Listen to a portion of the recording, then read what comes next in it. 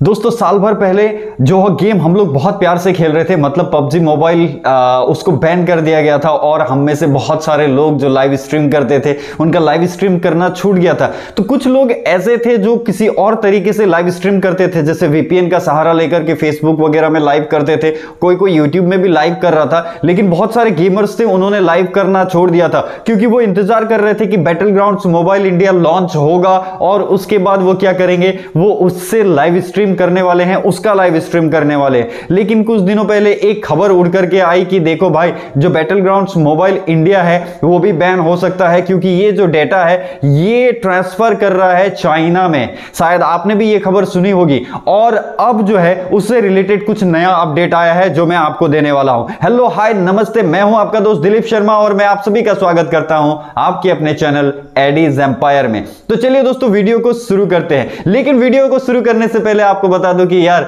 अगर आपने अब तक चैनल को सब्सक्राइब नहीं किया है ना, तो सब्सक्राइब कर दो और साथ साथ बेल बजा दो ताकि हम इसी तरह से वीडियोस में एक दूसरे से मिलते रहें।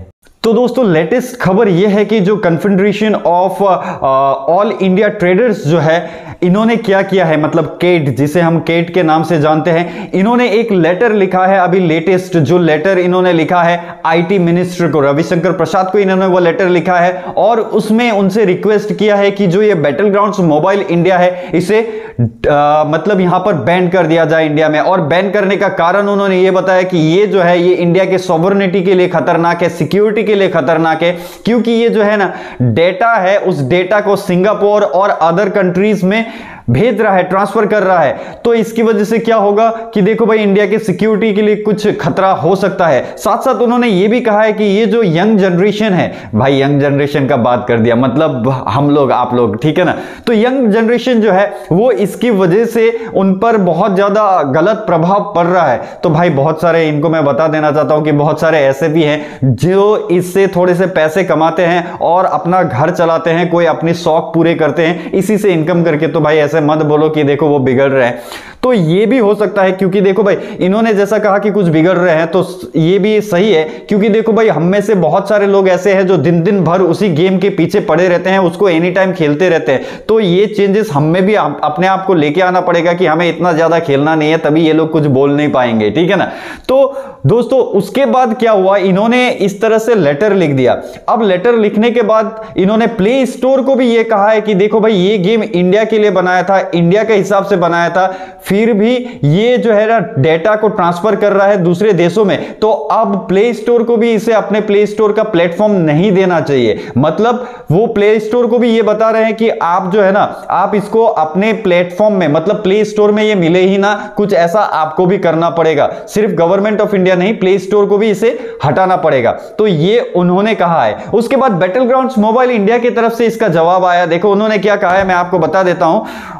बैटल ग्राउंड्स मोबाइल इंडिया इसका जवाब देते हुए लिख रहे हैं कि देखो भाई, हम लोग जो डेटा ट्रांसफर कर रहे हैं, डेटा मतलब ये सिक्योरिटी के लिए कोई भी खतरा नहीं है। जो भी डेटा हमने ट्रांसफर किया है, इसे अगर आप जो है सिक्योरिटी के रीजन से खतरा बताएंगे तो ये बिल्कुल भी सिक्योरिटी के रीजन से खतरा नहीं है, क्योंकि हम लोग कोई भी ऐसा जो कॉन्फिडेंशियल डाटा है, जो किसी भी प्लेयर का डाटा है, वो हम किसी को भी ट्रांसफर नहीं करते हैं। उन्होंने साथ साथ ये भी बताया कि देखो भाई, इस तरह से आप लोग जो है वो राय का, मतलब बोलते हैं ना, पहाड़ ना बनाए, तो राय का पहाड़ ना बताएं। उन्होंने ये बताया कि देखो ये जो है ना, maintains that no data has been shared in violation of the privacy policy, that the data shared with the third parties is only to enable the feature of the game. देखिए, गेम के features को बढ़ाने के लिए सिर्फ हम लोग क्या कर रहे हैं, हम लोग कुछ चीजों को ट्रांसफर कर रहे हैं। लेकिन आपको बता दें कि सिक्योरिटी के रीजन से ये कोई खतरा नहीं है। उन्होंने ऐसा